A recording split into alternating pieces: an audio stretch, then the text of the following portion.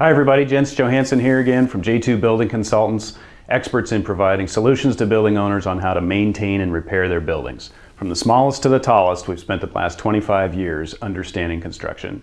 Welcome to another free educational video series, and in this video I'm going to share with you after the litigation dust settles. This is really aimed at condominium board members who have been involved in the construction defect litigation process. As with all our educational videos, we have found that simply talking to you like we would talk to you in our conference room or out on the sidewalk in front of the street is way better than a glitzy animated super flyover video that we could do with the video editing software we have. So I'm just going to talk to you. So sit back, see what we can go through and see if it helps. We hope it does. So let's get started. We have 8 basic steps here. This is a pretty big process. And so today's video I'm just going to touch on the highlights. But the first step, of course, is revisiting the scope. In any litigation process that goes through a mediation thing or process, two things happen. One, your scope that you go into litigation with includes everything from defects to damages to anything and everything. And then part 2, the mediation process, almost invariably, if you ask for 100 cents on the dollar, there's some type of settlement that's less than that. So you come out of litigation saying, wait a minute, here was my scope, now here's what I have left over. I was asking for $5 million, we settled for $3 million, I had to pay costs to legal and expert fees through the way, I've got $2 million left. So of course, I want the $5 million, but I've got the $2 million. So how does this change our scope? Do we just value engineer it down to what you have, or do we start revisiting things on the budget and other funding sources? So that's why it takes us to number 2.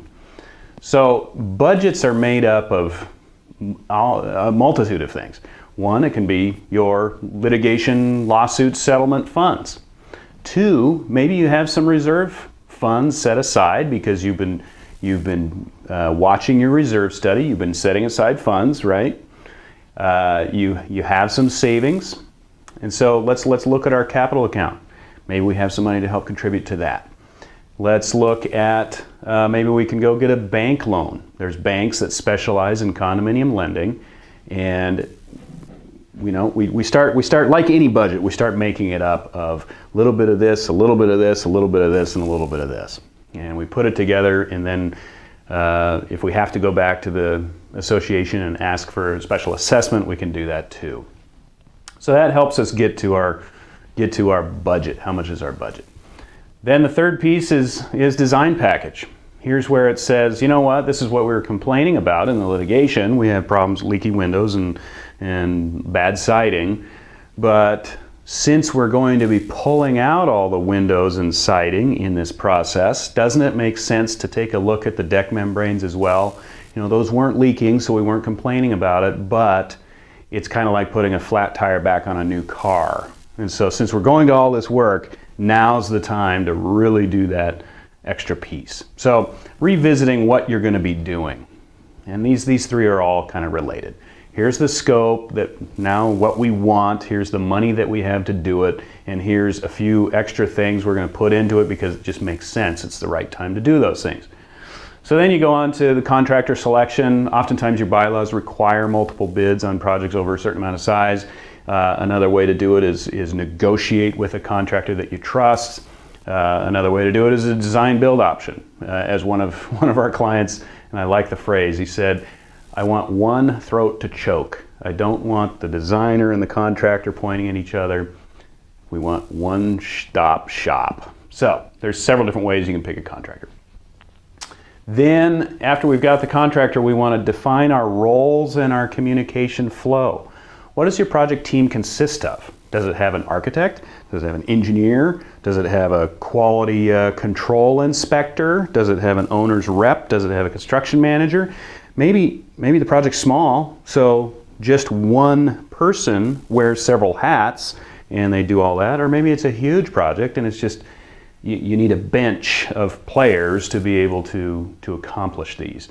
So, we've been on projects where there's 3 architects, there's, 4 engineers, there's a geotech, there's a, so who are the players, and then who communicates with who or whom.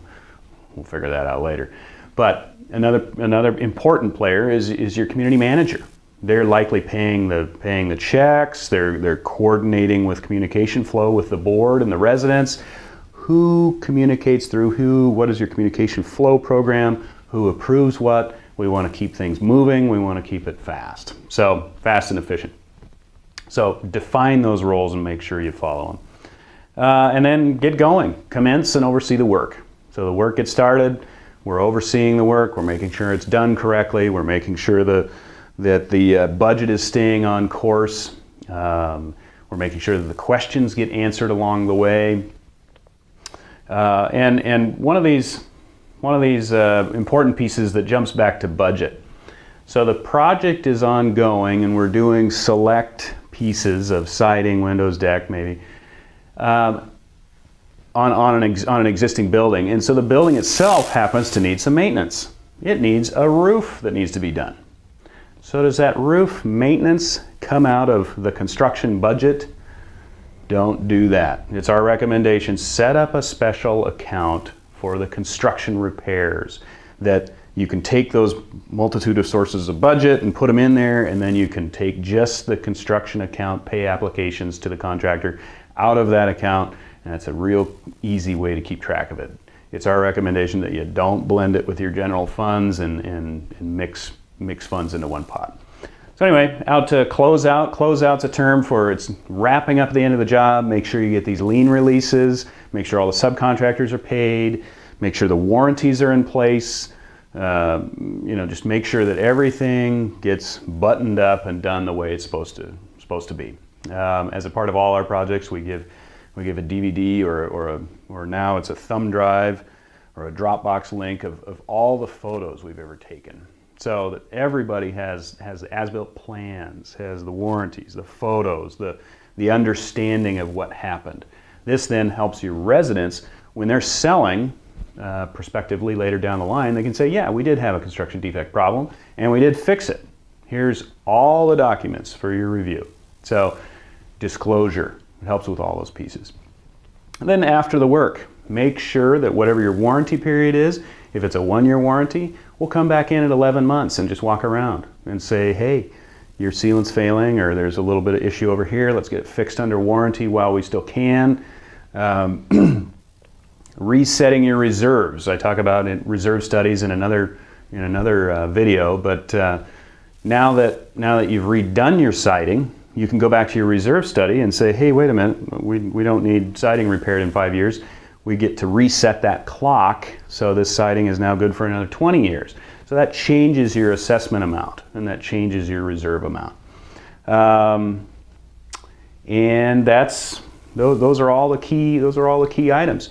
So revisiting the scope, budgeting, design package, contractor selection, roles and communication, getting the job started, closing it out, and then after the work. All key steps to a successful project after the litigation dust settles. If you have any questions, please contact us. Thank you for your time.